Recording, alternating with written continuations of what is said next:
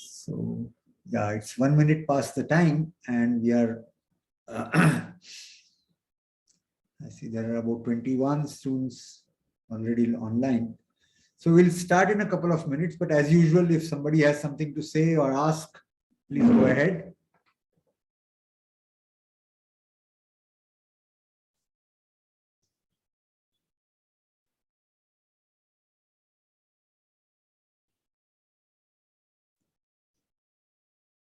Anyone would like to say something?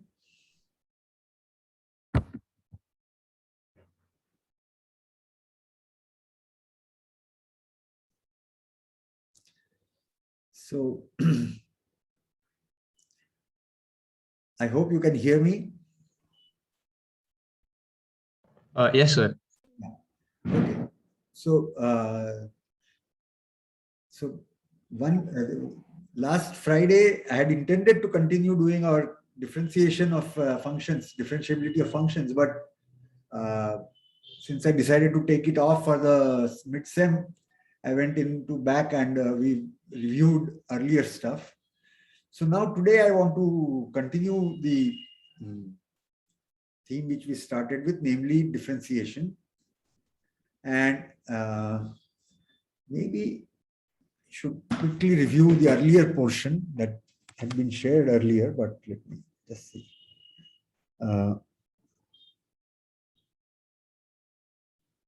Excuse me, sir. Yeah. So I actually am facing a problem. So the second assignment. So, so I had submitted before time. I had submitted the assignment, but I had made an error in naming the file. So I just noticed now that I had made an error in naming the file. So I made the correction. You write an email to me and Aniruddhan on that. We will take the call. Okay. No, sir. The problem is that it's showing that I submitted my assignment 7 days late. But I had actually submitted before. Don't argue on during the class. Whatever you want to say, write in an email. Okay. Okay, sir. Okay, sir. Okay, sir. That's all I'm saying. Okay. So,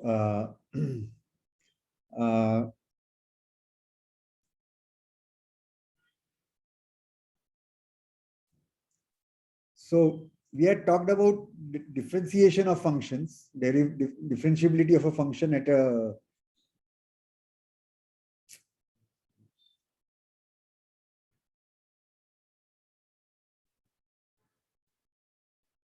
Sir, are you sharing the screen? I'm about to initiate. I'm just looking for that last one. Yeah.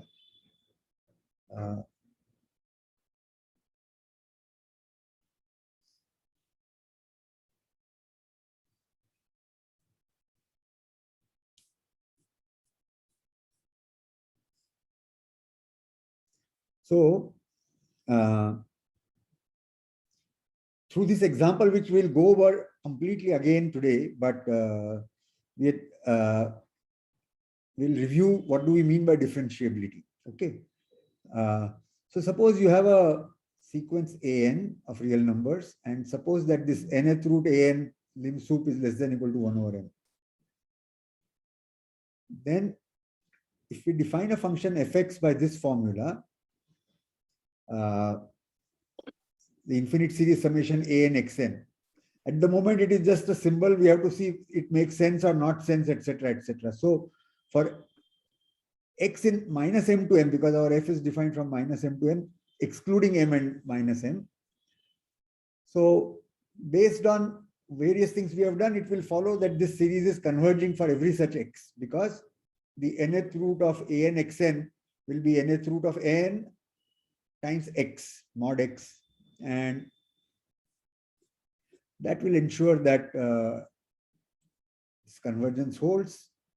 We had also worked around to show that this is continuous, and what we intend to show today is that, maybe I have talked about it earlier, probably not, that indeed we'll show that f is differentiable function, not just a continuous function, but a differentiable function, and that the derivative itself is given by another power series. Okay. And it is as if we are differentiating term by term. So if you have simply the function, let's say a a5 is 1 and all other a's are 0, then fx is just x power 5. And then we can easily check, we'll do it again today, that the derivative of the function fx equal to x power 5 is 5 times x power 4. So this is what can be called as term by term derivation. So x power, you infinite sum, you go inside derivative here, an is constant, put it out, x power n, it is n times x power n minus 1, you plug that in. Then we have to show that this itself makes sense, and indeed this f dash is the derivative of the function f. So as I explained in school, when you are taught these things, you are just given this as a formula that f is this, then f dash is this. Now we have to go back and prove that this actually, this makes sense and indeed is the derivative of f. Okay. So that is what we are going to do.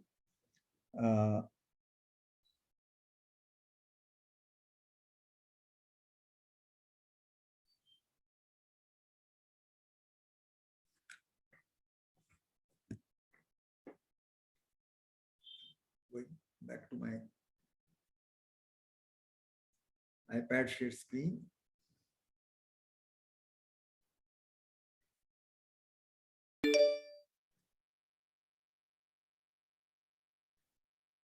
Yeah. So our aim is to show that in infinite power series, which was convergent on minus m to m, the function is like not just continuous but differentiable, and we can differentiate term by term. So for that, some background.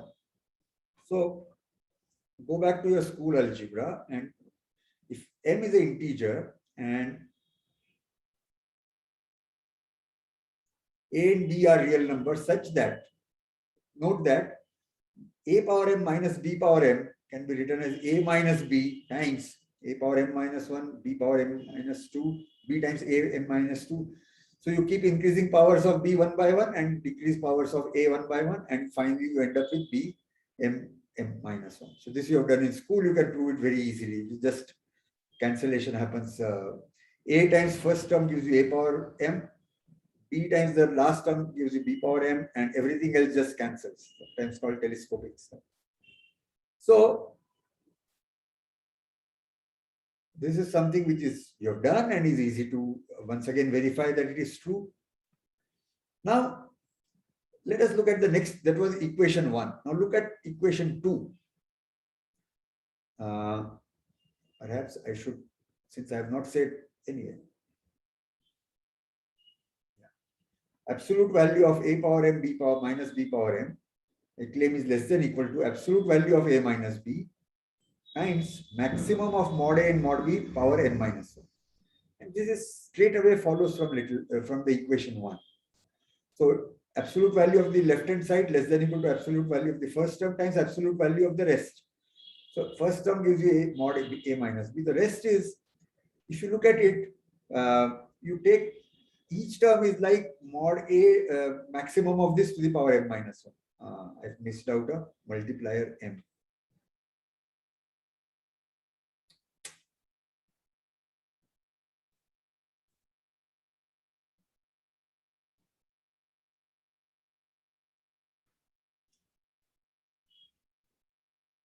I missed out a number m here. So each term is less than equal to maximum a mod b power m minus 1, and there are m many terms, so there should be a m times here. Okay.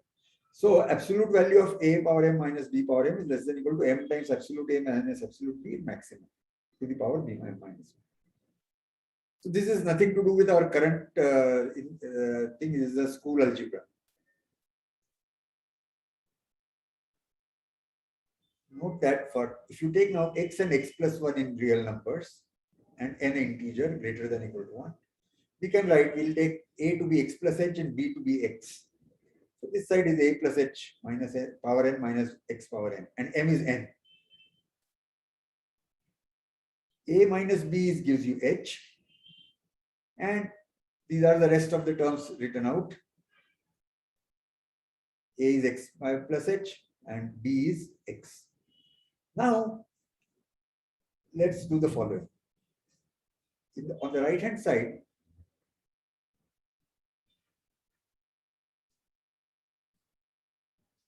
these are n many terms. The last term is x power n minus 1. Then you have x power n minus 2, but times x power a plus h. So if we take from each one, we take x power n minus 1 as a common term, and so that will be n of them. So I take it to the left and subtract minus n x power n minus 1. Heuristics in school, you have that this will be the derivative. So that is what is the point. Okay, and now first I've divided by h. So this h gets down there, and then subtract x n minus 1. So this h has gone there, and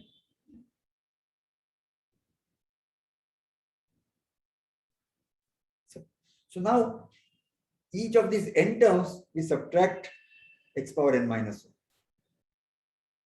Last one is nothing, but so now you get n minus 1 terms, and each term is looks like this. This is the first term, x power h power n minus 1 minus x n minus 1. Next is x times x plus h n minus 2, but minus x n minus 1, and so on.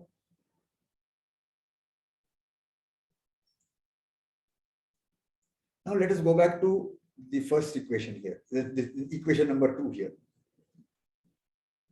A power m minus b power m. This time we apply it with a equal to x plus h power n minus 1, and y is x and m is n minus 1. So the first term here will be less than equal to h times maximum of the 2 power n minus 2. Okay. Now second one, what happens is one x is taken out, and the remaining, the difference will be less than equal to maximum to the power n minus 3. You mix this one, and you will still get max of this. So each of these different, each of these n minus 1 terms is in turn less than equal to max of mod x plus h power n minus 2. And put together. Could you repeat this step once again? Last one.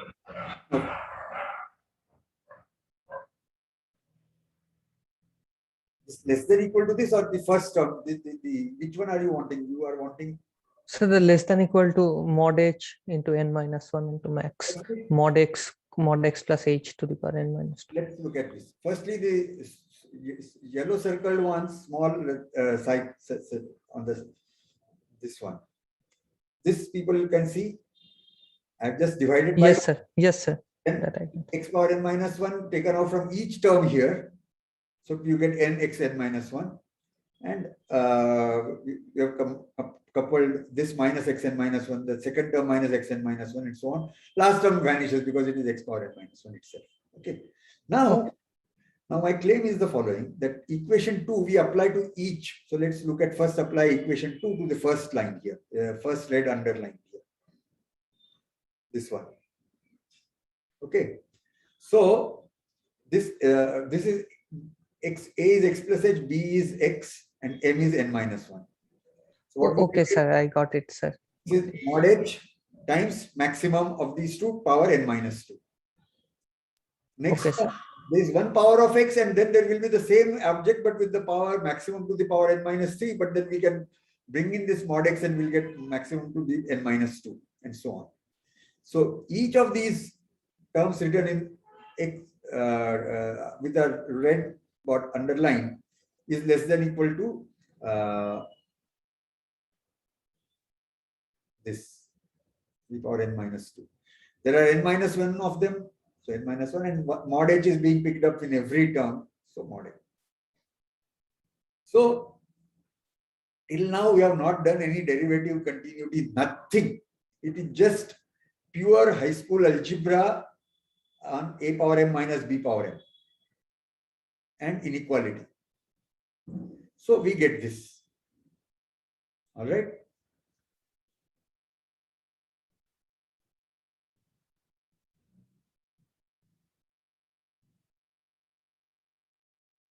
So just what from this slide is going to be used later, I am just rewriting that here. That x plus h power n minus x power n divided by h minus n x n minus 1 is less than equal to mod h n minus 1 and maximum of these two to the power n minus 2. Okay. Now we come to our current context. So if mod x is less than equal to m and x plus h is less than equal to m, then the max will be less than equal to m. And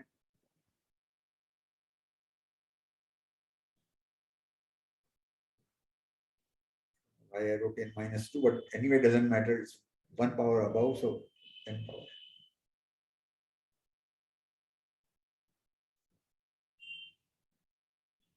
Let's assume m is bigger than 1. Otherwise, I can't increase the power. So this difference, x plus h power n minus x power n by h minus nx n minus 1 less than equal to n minus 1 mod h, and this should have been minus 2. And in any case, it is less than equal to n times mod h times n power n when m is bigger than 1.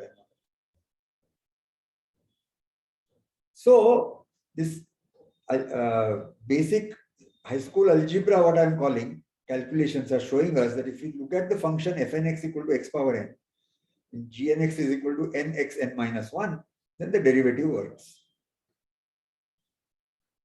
Okay. So as of now, it is just a single term. Recall, what we want to do is a lot more. We want to write now is summation over n, an, xn, etc., and say that this value is still valid. Okay, but the starting point is for term by term derivative. Now we have worked out that derivative of each term will be this.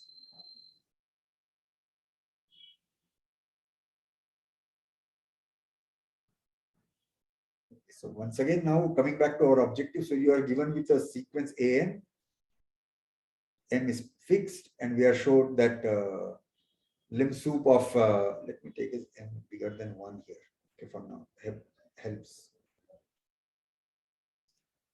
So lim sup n going to infinity n square root an, the nth root less than equal to 1 by n, lim sup of that. So you are now have a sequence an with this property. So the function f, which is defined by this, makes sense, is continuous. We had seen. That will follow from the steps here. Now, since the nth root of n is 1, I hope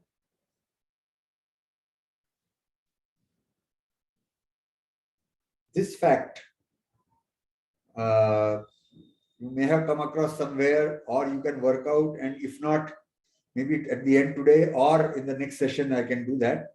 But this is a basic fact that nth root of n converges to 1.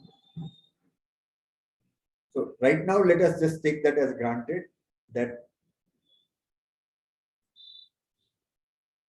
So what this says is that if x is between minus m and m, then what we had aimed to prove as the derivative, term by term derivative summation, that also series converges for the same minus m to m. So if term by term derivative we could do, then the derivative of fx will be gx, which is given here, because this is the derivation of x power n will be n times x power n minus 1. So first step is to say that this summation makes sense and it defines a function. And this follows from the one fact is root n of n is 1, and therefore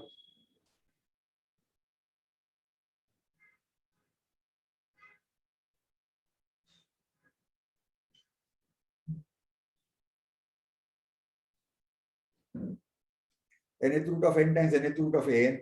Nth root of an, we are saying lim sup is less than equal to 1 over m. This is around approximately 1. So we'll get that lim sup of this is also less than equal to 1 over m.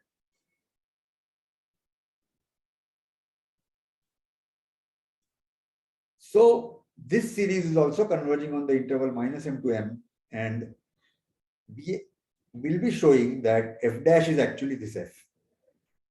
That is, the term by term derivative works. That is our aim. Okay.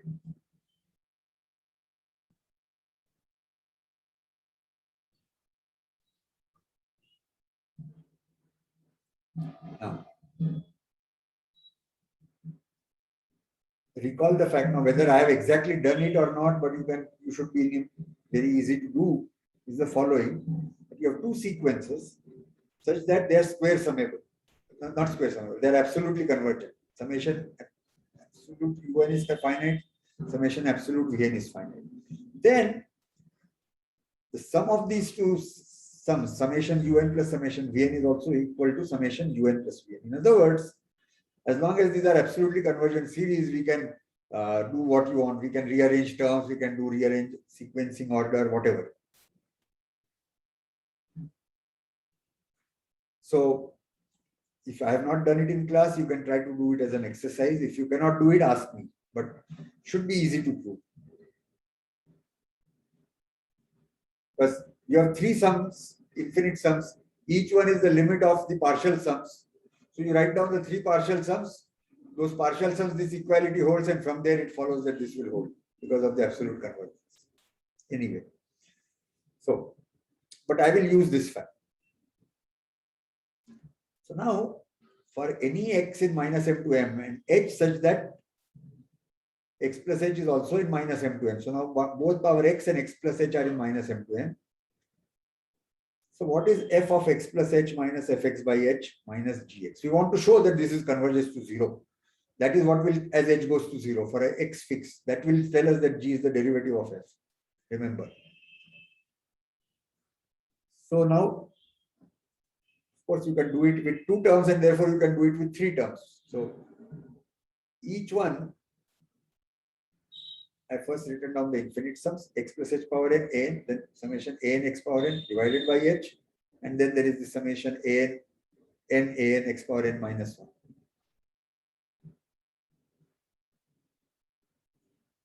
So using this part that you can mix and match terms, term by term. So I put for a same n, summation n equal to 0 to infinity, and everything else is 1 together. So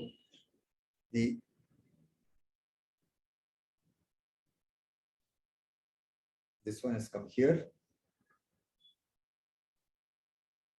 Their difference divided by h has come here, and this one has come here.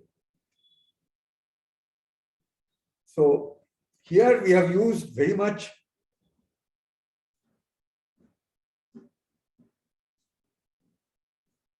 you can rearrange terms, you can add and delete, add and subtract term by term, etc. But this one is allowed only when absolute un and absolute vn are finite, not otherwise.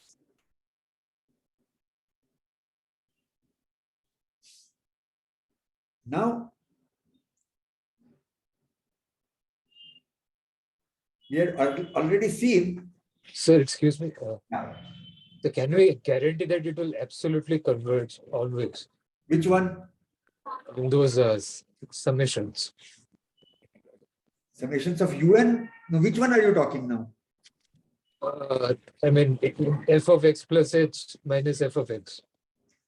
No. So, right now, we have just written their expressions. First term. Right? F of x plus h is this infinite sum. Oh, those Yes, are. So, you are questioning about the absolute convergence of each of these series. Yes, sir. Yes, sir. Okay, good. Maybe I missed saying that, but if you see, nth root of n is 1 tells us that summation n mod x power n minus 1 itself converges. So this convergence is always in absolute value for x in mod n. Oh, okay, sir. Okay, sir. Got it. Got it. Yes, sir.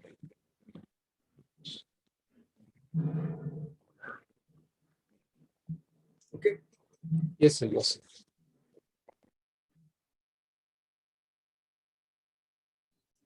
So first,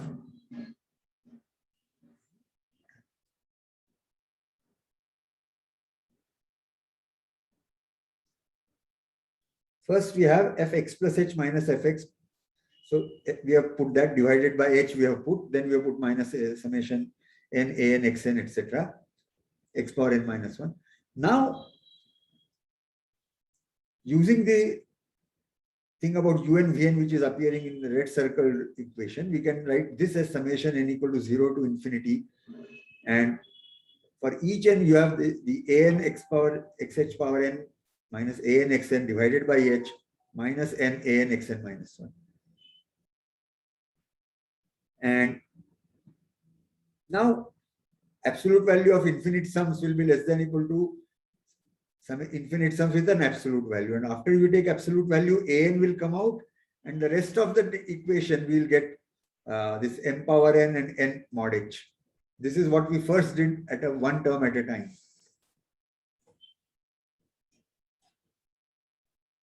See this.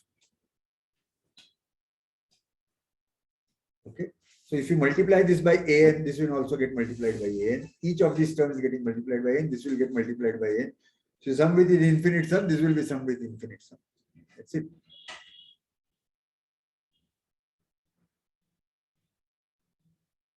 So, and we are absolute value, so less than equal to. So less than equal to n mod h, which is common term which has come out, summation over n, absolute an comes out, and then the rest is less than equal to m power n. And now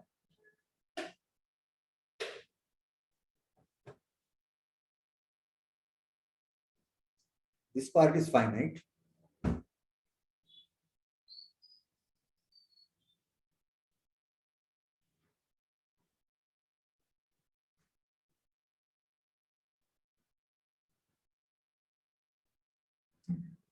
But worried, where is this factor n come out from? Somewhere I made a mistake in writing. This n should not have been there. Only mod h should have been there. Let's see. Because n is not making sense. N is not pulled out of the infinite sums.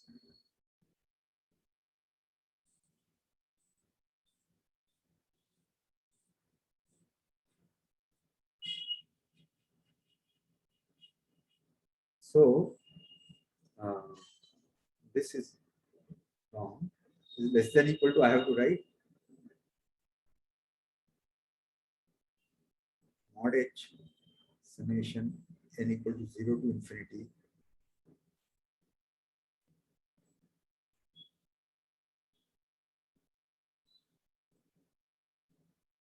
Now we can claim that this is finite. Again, nth root of n is 1, nth root of an is less than equal to 1 over m, strictly less than 1 over m. This is m power n, so this is less than infinity.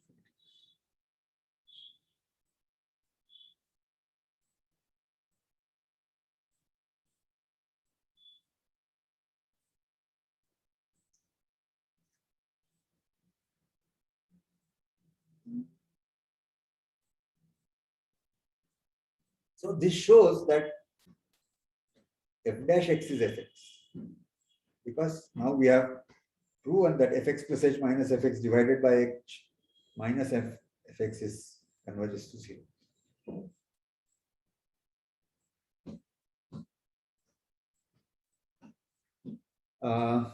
That's one thing which occurred to me, that I had made a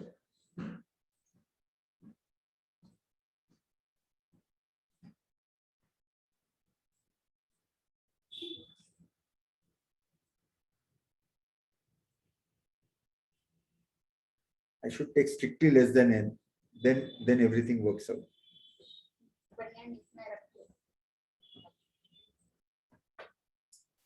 So this I should start with strictly less than n. Then we'll have nth root of n is 1, nth root of mod n lim sup is strictly less than 1 over m, and then this is m power n, so nth root is m. So together it will be something number less than 1. So this infinite series converges, and therefore, and this is a fixed number not changing with h. So the limit of the left hand side as h goes to 0 is 0. And therefore f dash x equal to fx. So though we had defined it earlier, here is a recalling also of the definition of derivative. When do we say that you have a function f on an interval? When do you say that its derivative is g? Well, it's we say that its derivative is g if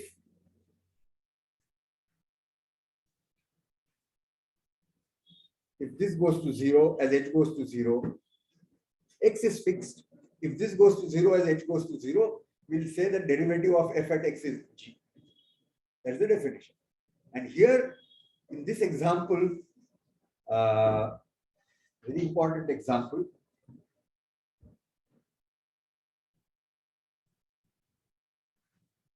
where you have a sequence an whose nth root is strictly less than 1 over m. And then we are looking at function f defined on minus m to m as follows.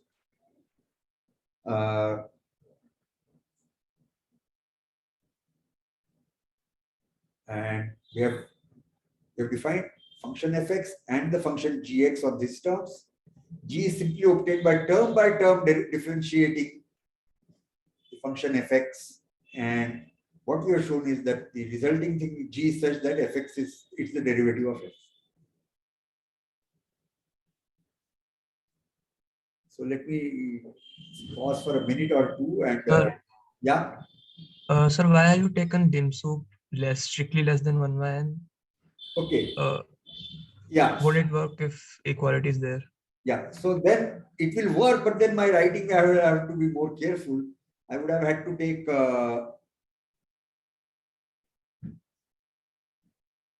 see, if I reach this stage, summation n mod n m power n, and then what would happen is that the nth root of this would have been all we will know is less than or equal to 1. If it is 1, then we don't know that this is finite. So then I would have had to go that, you take x and x plus h maximum between the two, and I would have had to continue to say, instead of m power n, I would have had to write here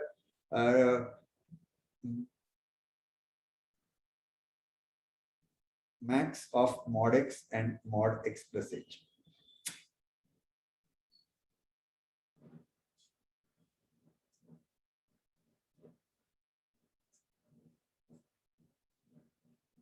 When h goes to 0, this will be like mod x. So we'll have had to argue a little bit more.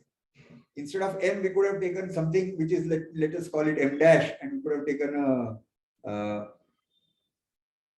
m dash less than m and x less than between x and m, and then we could have argued there and continued to with our original less than equal to. But since I have written this, I have put that. Okay. Okay, sir. Sir, Yeah. can you go back to the part where you prove that the series converges? Wait. Tell me once I come to the right page. So one is this. Is this the page you wanted? Yes, sir. Okay. So you said that it follows from n root of n is 1, the lim sum. So I'm not sure how the series convergence comes from nth root of n mod n is less than 1 by n. Because if nth root of n is 1 now, so what we have to do? We have to do the this series will converge if and only if the same thing multiplied by mod x converges. Okay, so you can think about, forget this n minus 1 here. So it's like mod x. So let's take nth root of this series. So it is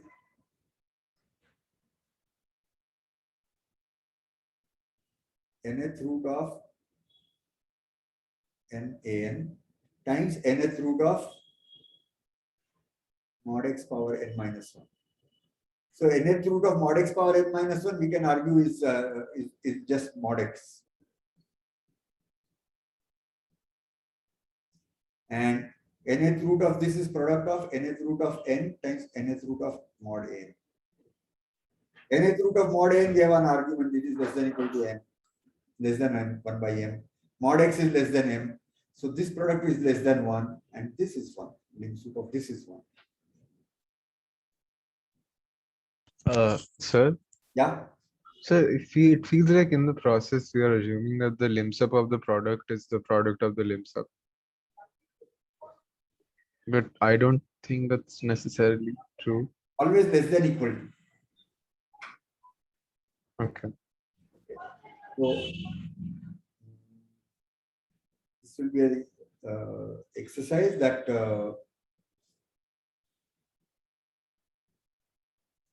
I guess some I had given as an exercise. Okay. So lim soup of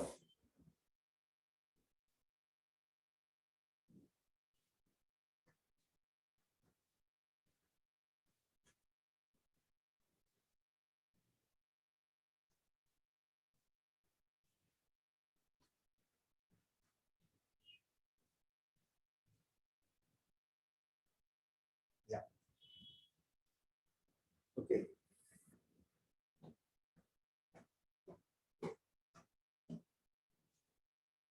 So how many of you feel confident that you can prove nth root of n is 1? The lim soup of nth root of n is 1. N as a sequence of integers.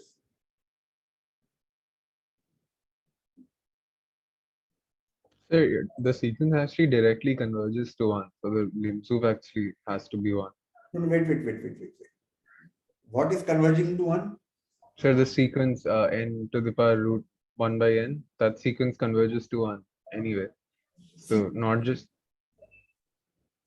No, so how do you show that? Yeah. So I think Bernoulli works. So we take n to the power 1 by n equals xn, and then we can write it as n to the 1 plus n to the power 1 by n minus 1. We can take a binomial expansion and then we can bound it on both sides. Okay, so maybe one of you write it down, which I will share with others to avoid Sure, the sir. proof. But Sure. it's a simple enough fact, but important one. Okay. Yes, sir. Essentially, what you said, that's how it works. But whatever. Okay. So Why is it summation there? Lim soup summation mod A and mod B. no, wait. Right now it is just lim soup root n a n. Root nth root of n, no infinite sum.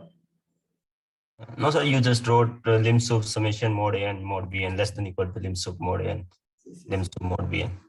Yeah. These two, there should have been summations. You are right.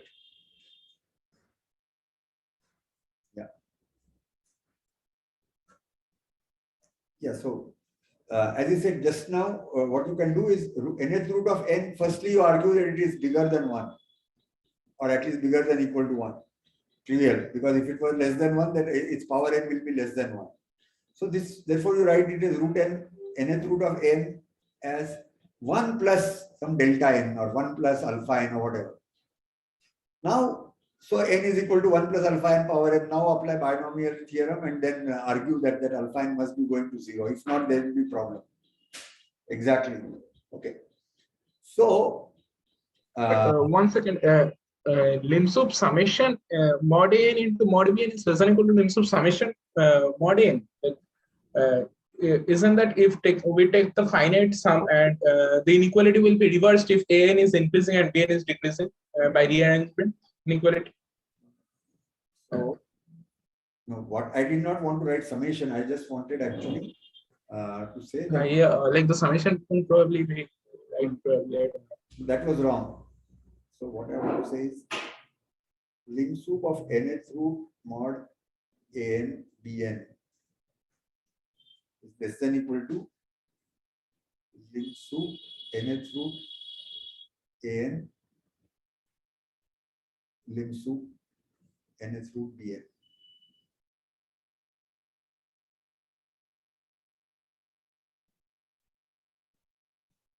From there, we will get that nth lim soup of nth root of n a n x power n minus 1 is this.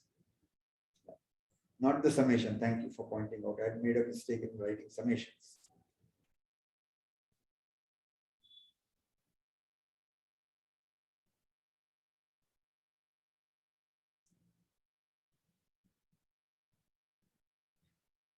See, let's look at the right hand side and get a upper bound, and upper bound for nth root an less than equal to some alpha plus epsilon. This is less than equal to some gamma plus epsilon for large n, and therefore taking the product, you will get that this is less than equal to alpha plus beta plus some other epsilon dash. So this is easy to prove.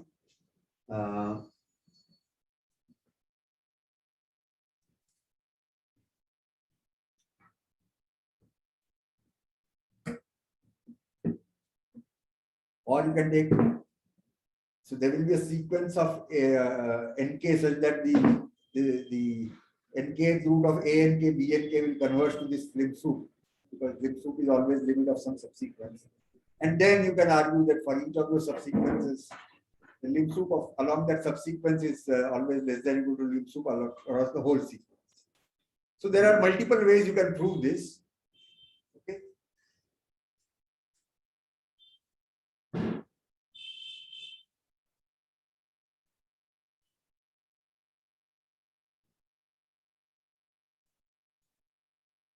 So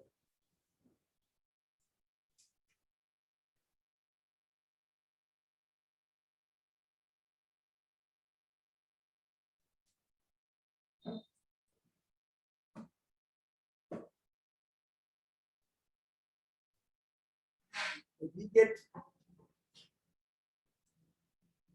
an interesting fact from here. Shall I move to a blank page and write something, or do you want me to stay somewhat more on these pages?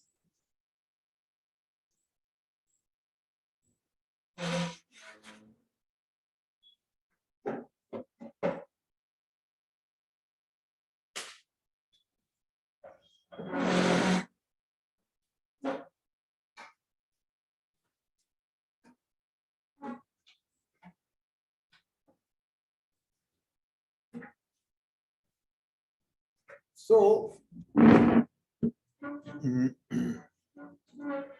what we have seen is that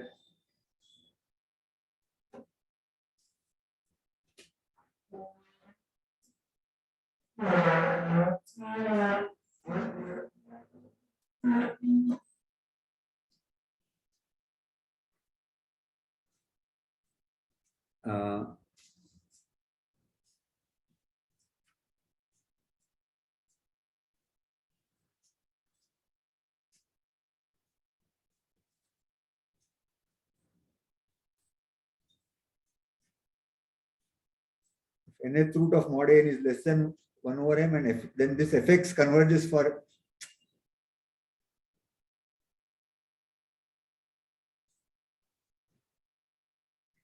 then fx is converging for x belonging to minus m to m.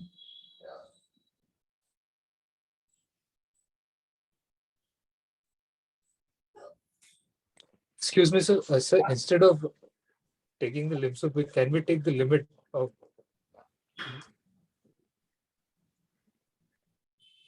The limit may not exist. If limit exists, then it is equal to lim sup. Yeah, I mean, we could show that lim sup is equal to limit, so limit exists. No, why do you have to insist that the limit of this nth root of n must exist? It may not be existing. Oh, I see. Oh, I see. Yeah. So I was talking about the inequalities, so it would have helped with the inequalities. No, which inequality? I mean, those strict inequalities. So if both an and bn are convergent, then it is trivial, because then the limit of the product is product of the limits. Yeah. But otherwise, but we need to work with this because we don't not necessarily insist that the limit should exist. Yes, sir. Yes, sir. Okay. Yeah. So we have that this is differentiable, and f dash x is equal to summation n equal to 0 to infinity n an x power n minus 1. And again, interesting thing is,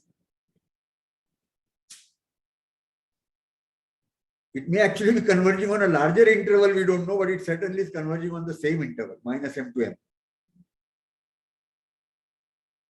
Okay. So, a very trivial fact that once you have shown it is differentiable, you don't need to prove that it is continuous once again, because differentiability implies continuity.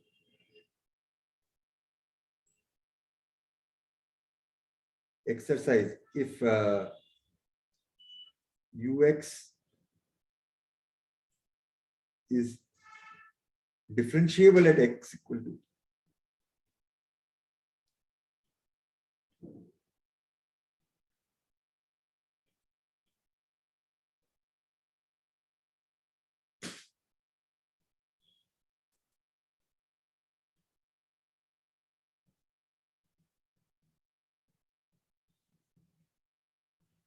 Your function, if it is continuous, if it is differentiable at a point, it is necessarily continuous at that point. Trivial for you to say check, but you should be able to write out an argument. Okay. So not only is this continuous, but it is differentiable. Differentiable, and the derivative is given by by a power series. The power series also converges on the same interval minus m to m. So what does it say? This says now that f dash in turn, if you call this as a new function, that function itself is differentiable. And once again, you can write down the derivative of that. What will happen? N x power n minus 1 will get multiplied by n minus 1. N minus 1 an x power n minus 2. That is what will happen. And n equal to 0 term will get knocked out here because n is multiplier. So that will get knocked out. And for all other ones, things work out. So in particular, f dash is continuous. So f is continuously differentiable on minus m to m.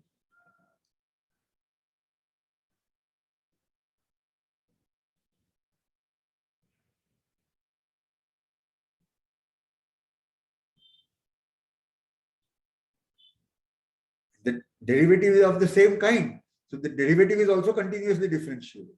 And then you can keep repeating.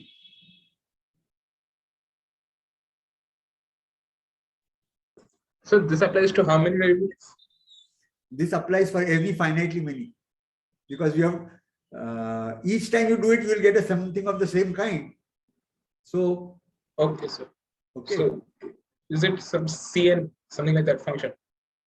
It is Cn for Or every. L? Okay, okay. So it's infinite. Sorry? It's infinite function, is it? Yeah, it's infinitely differentiable. Okay, thank you, sir. So, instead of abstractly defining when is a function said to be twice continuously, twice differentiable, thrice differentiable, all these things, instead of giving a definition of that, we have approached it through an example. Okay. So, firstly, you have a function, we have defined derivative at a point. Then we have defined it is differentiable on that entire domain if it is differentiable at each point. If the resulting function is continuous, then if it is continuously differentiable. And now we come up with the example where the resulting f dash is not just continuous, it is of the same kind. So it is once again differentiable. And the derivative will also be again of the same kind. So this is an infinitely differentiable function. Okay. And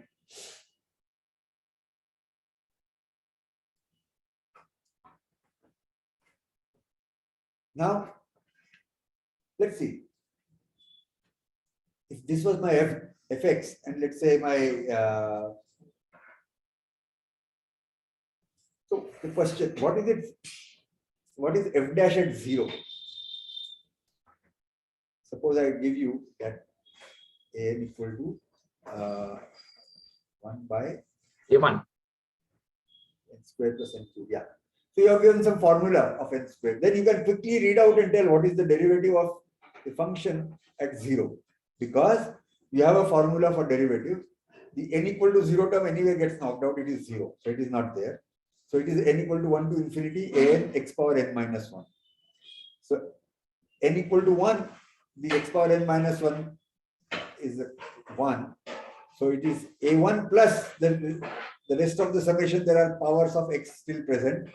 When you put x equal to 0, all the remaining vanish, and therefore a1 will be the derivative.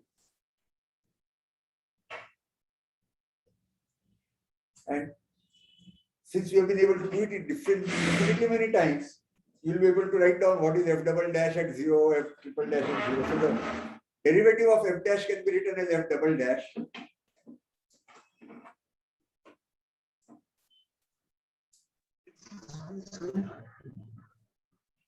Excuse me, sir. Yeah. So in the summation part, will that start from n equals 0 or n equals 1? Okay. So both are the same because the 0th term is 0. Okay, but x power n minus 1, so it is better to avoid writing n equal to 0, where best to write n equal to 1. so as to avoid writing x power n minus negative. Yeah.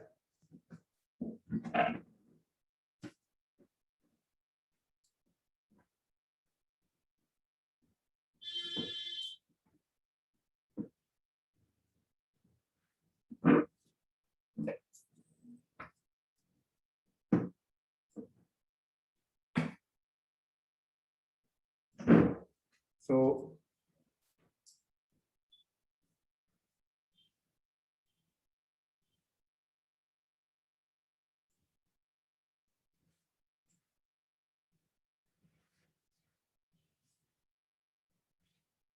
and what would be the simplest example of the sequence an of the kind we are looking at? It's just an equal to 1 for every n. So therefore,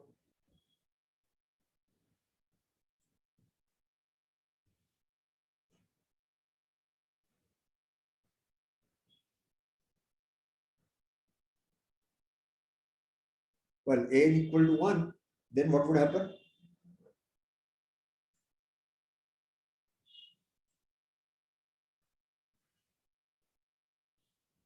X between -1 and 1, we have that this series converges, which we already knew.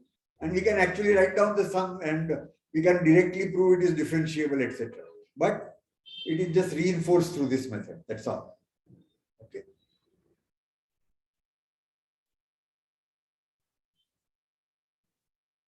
Now, what about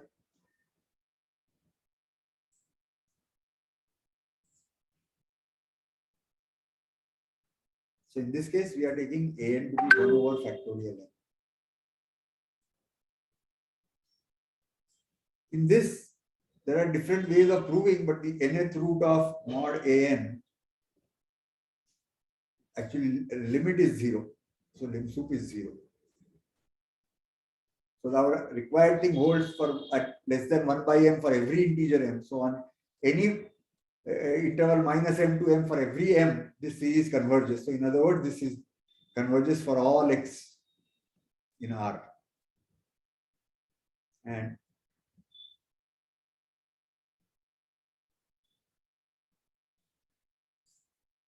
this is what has been called exponential x or e power x. That it is power of something we have to wait and see. Therefore, I have first written expx. So this is how one can define the function exp.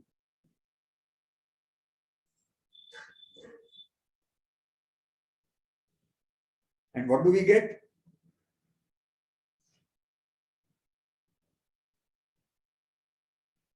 It's a continuous function. It's differentiable function. And what is the derivative? Well, we can write down derivative of this. Summation n equal to 1 to infinity n x power n minus 1 by factorial n. Now, if you call m to be n minus 1, so that will become x power m, and there is a n in the numerator, n factorial in the denominator, which will become mn minus 1 factorial, which will be m factorial.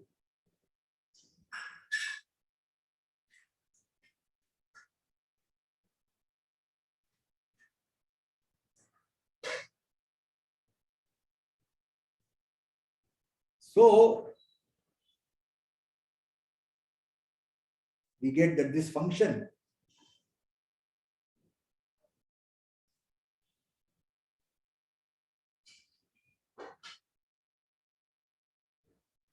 x power n by n factorial summation, which we call expx or fx.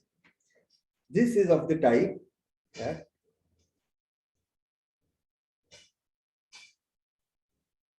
f dash x equal to fx. And once it holds for once, you can differentiate it any number of times, you will get back the same function f.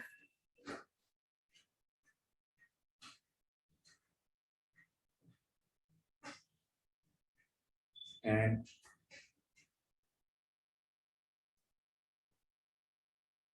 this is, some of you, I am sure most of you in school somewhere or the other have done this thing called differential equations. Here at CMI, you will have a full course on differential equations, but this is the first prototype of a differential equation we are seeing. Looking at a function f such that the derivative is itself. This is also called differential equation. So some relationship holds between the function and its derivatives, and we have the equation, or that is we have the relationship, but we don't know what the function is. Then that is what is called your problem is defined by a differential equation, and then you are trying to solve the differential equation to get hold of what that f is. Okay. Here we have proceeded the other way. We came up with the example, and then we saw that example that f dash is f. Many questions. Is it unique? Can there be any Yes, other sir. people? Yeah. So how is e to the x equal to this infinite sum? No. So at the moment I said that this is at the moment kept on hold. I'm not equating it with e power x. But if we have defined a new function expx like this, then everything we said is correct. Fine. Yes. Connecting it with e power x is something which you will need to spend some time on and work on. Okay. Yeah. So, yeah. Hello. Yeah, go ahead.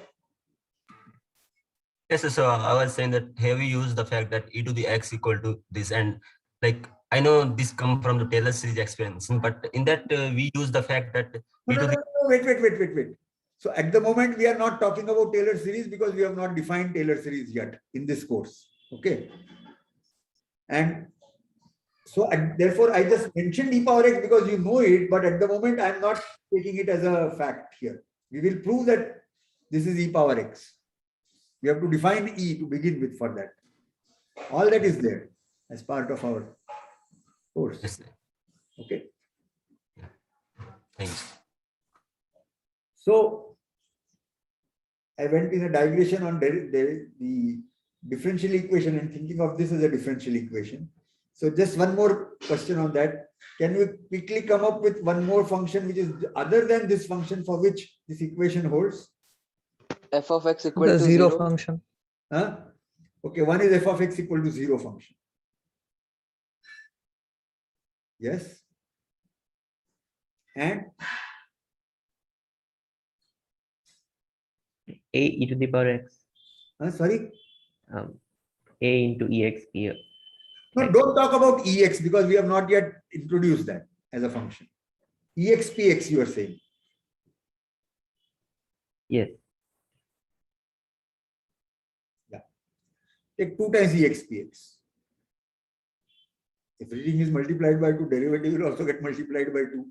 So trivially, this function also satisfies this differential equation. So here is something which you will learn there, that differential equations usually will not have a unique solution. But you add a condition to that. In this particular case, say f of 0 equal to a. As soon as you determine the set, the value a, you will get that this equation has a unique solution.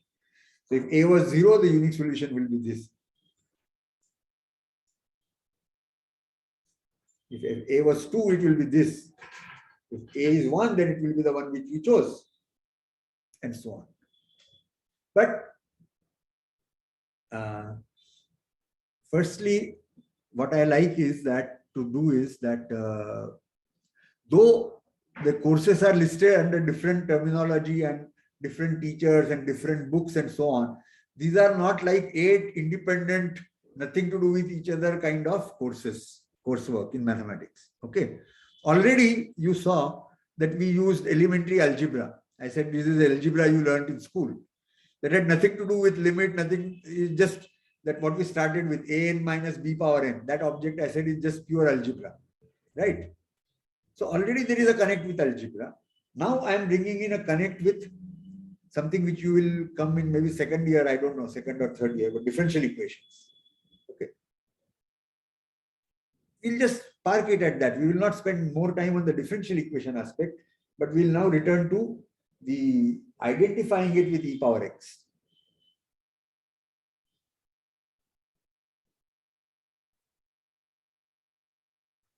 Any questions?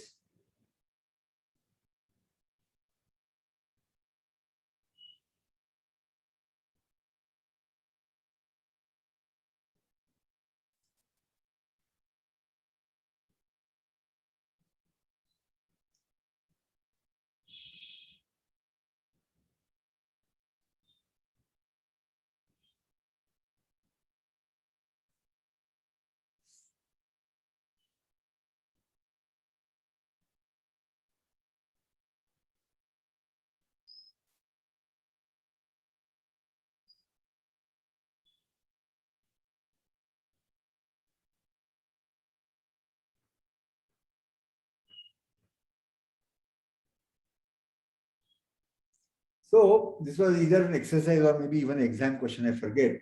But so you have two power series, summation a n xn, summation b n xn. You are given that they both converge for x in mod m to m and absolutely convergent for mod m to m, the endpoints excluded. Then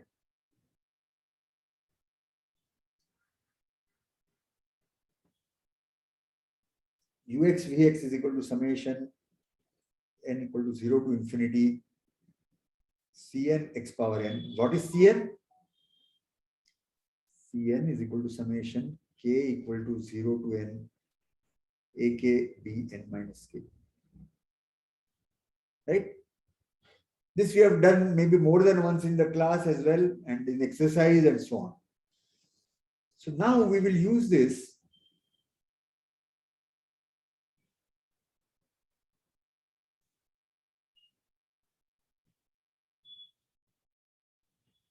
what is exp times exy, this function. Well, this will be equal to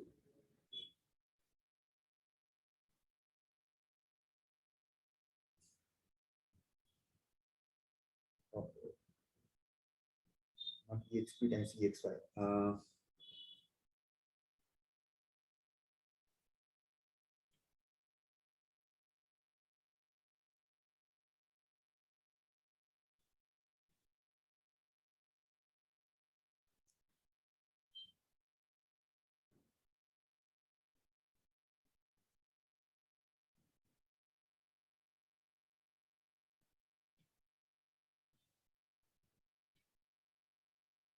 exp alpha x times exp beta x.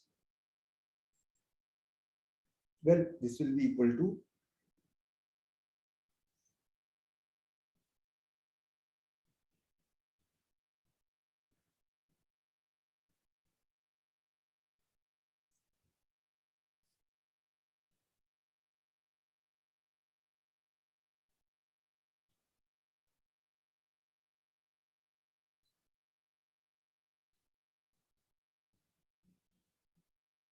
because what is this exponential alpha x is the series summation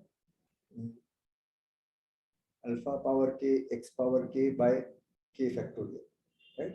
So thereby, similarly, the exponential beta x, you can write down that, and now the summation will be this here. Now,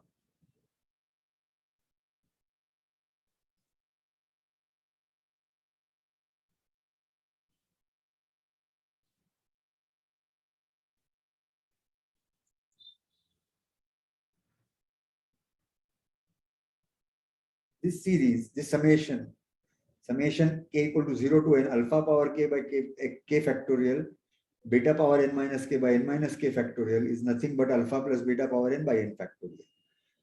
You just expand this by binomial theorem and you will get that is same as Cn.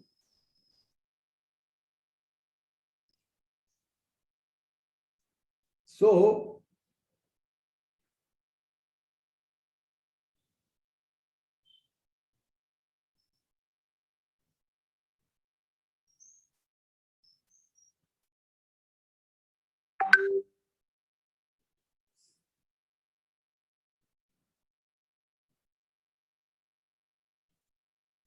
this is an important fact that we discovered from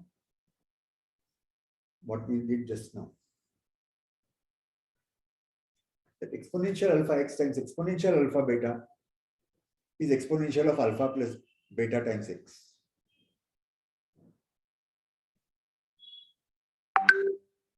And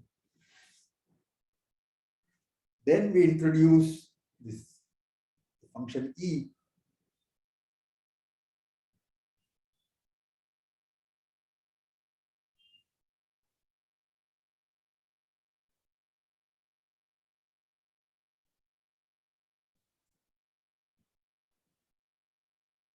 Exponential x equal to 1, that is simply exp1.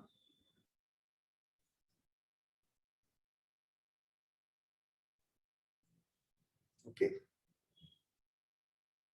So from this, we can now go on and argue on various points about this exponential function. So in particular, now what is exponential of 2? It is exponential 1 times exponential 1.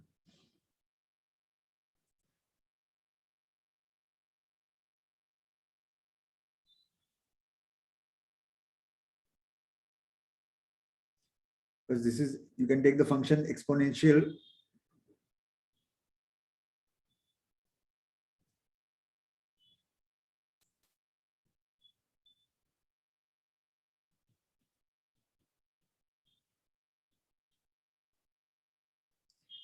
exponential 1 times exponential 1 will be exponential 2. So exponential 2 is exponential 1 square. So you can argue that exponential of n times x is equal to exponential x to the power n. Because you can just keep repeating this n times. Or you can prove this by induction on n. At n equal to 1 it is given, and for n equal to 2 you do this trick, and now if it is true for n, it will be true for n plus 1, because exponential nx will be exponential, n plus 1x will be exponential nx times exponential x. So whichever way you can prove this, that exponential nx is exponential x to the power n, and you put x equal to 1, and therefore you will get exponential n is nothing but exponential at 1 to the power n also. So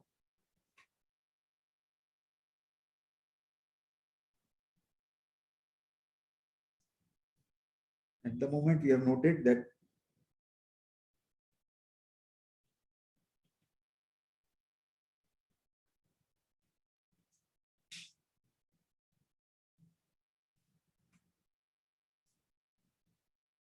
now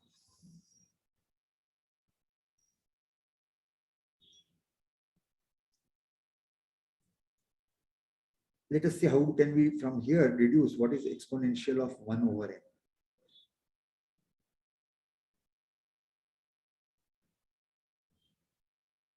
Well, let's look at, suppose x is 1 over n. Then combining this, we will get that exponential 1 is equal to exponential 1 over n to the power n. And therefore, from here, by taking nth root on both sides, we will get this is equal to nth root of e, because exponential 1 we have defined as e.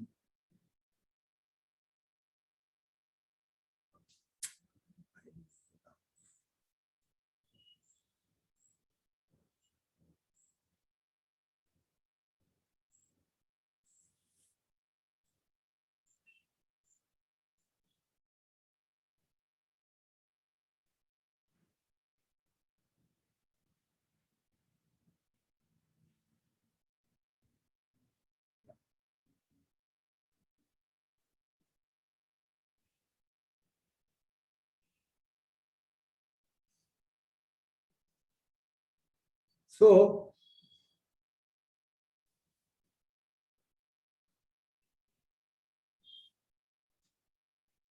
this is begin. So for proceeding this way, we can quickly argue that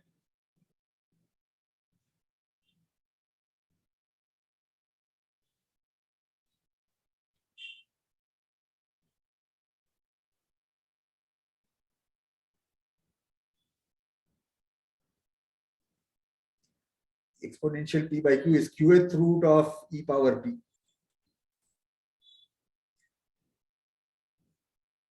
And from all that, we can conclude that exponential p by q is nothing but e power p by q.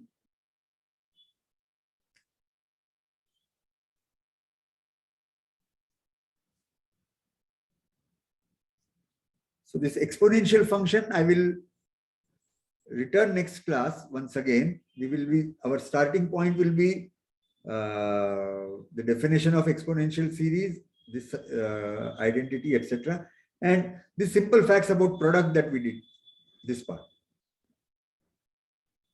Exponential alpha x times exponential beta x is equal to exponential alpha plus beta x. This is an extremely powerful equation.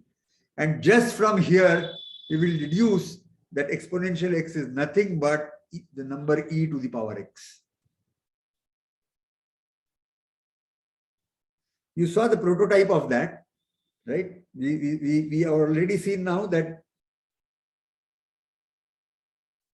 exponential of a rational number is nothing but e to the power that rational number. At the moment, working with only positive, we have to bring in negatives, and then we have to bring in all the irrational numbers, all real numbers. So ultimately, we are going to show that expx is equal to e power x for all x in R.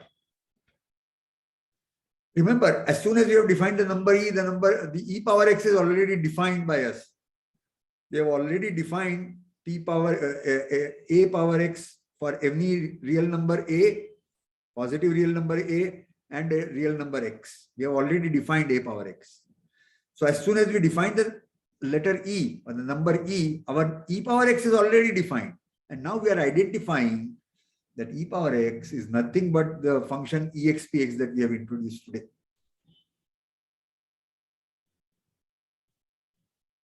Any question about this?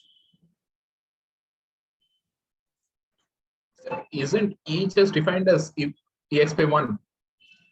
Yeah. Yes. Yeah. E is defined. We defined E as exp1. Yes. So we shall prove that the exponentiation of E, right? Like the usual rules of exponentiation that exp follows. Yeah. That. Yeah. But you know, saying that rules of exponential we have not written out. So all I'm saying is that we have already, and this is not just rationals. You know, we want to do it over all real numbers.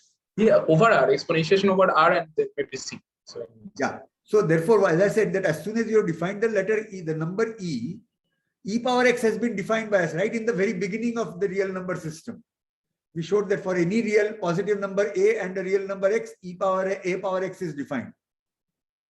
Right? Yes. So we have already defined e power x. Today we defined exponential x, and we will say that these two are the same. Oh, okay. That is how I like to see it. Oh, okay. Thank you, sir. Because it is the approach that we have taken right from the beginning. Okay. Yes. So, as I said, I will come back next class. And few minutes more I want to spend, that we will be going beyond this to the following in the next session. That, you know, the importance of the trigonometric functions, right? All of you.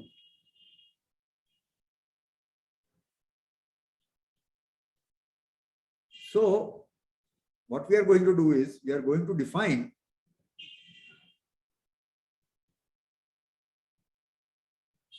two functions, Sx and Cx, as you already know the answer what I'm going to write, x minus x cubed by 3 factorial plus x5 by 5 factorial and so on. And this is equal to 1 minus x squared by 2 factorial plus x4 by 4 factorial and so on. Okay. We'll define these functions Sx and Cx, and at least we will verify that all the known properties of sine and cosine that we know of from geometry are satisfied here. Connecting it with geometry may be requiring something more. I'm not going to go into that. Some course will happen that, but wherever you do the job. The most trivial one, s squared plus c squared is equal to 1, can be shown over here, right? Yeah, we'll show that and many more. Oh, yeah. Yeah, we will show that and many more. Okay. The sine of x plus y is equal to sine x cos y plus cos y sine x. Sine of x plus cosine of x plus y, whatever is the formula. All those things we will prove directly here. Okay. Connecting it to that, we can interpret it in a suitable way and manage it. But anyway, I don't want to go on the algebra, on the geometry side of it. Yes, sir. So yeah, go ahead. Somebody has a question.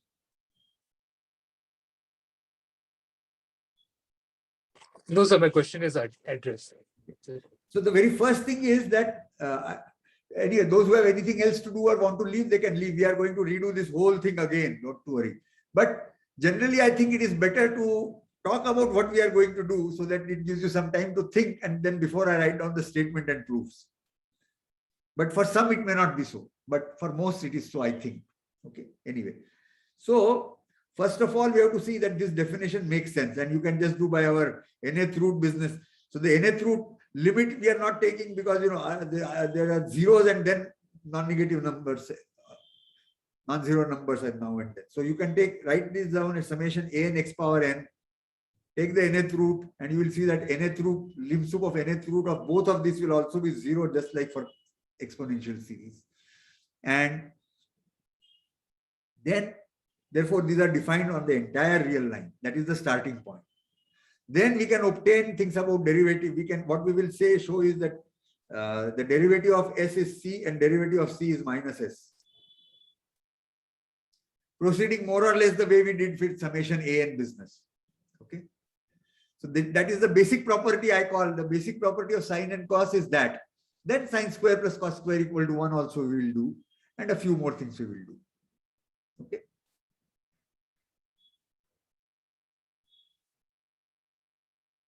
So, of course, we have many more things to do about differential equation, about derivatives. We had done the intermediate value theorem and mean value theorem, and we will once again discuss those when we need it. We have done it once in the class, but we will discuss it again when we need it.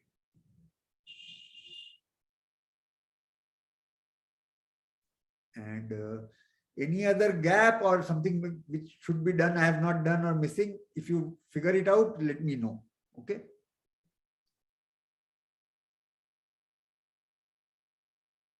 Sir, will you be sharing this Yeah. PDF in which you have written, or will you type it again?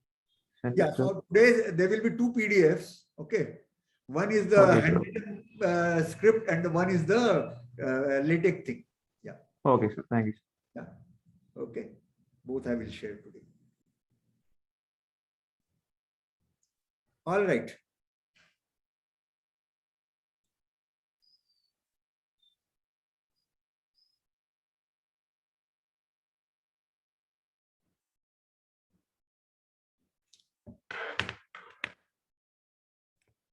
So, all right. See you Tuesday.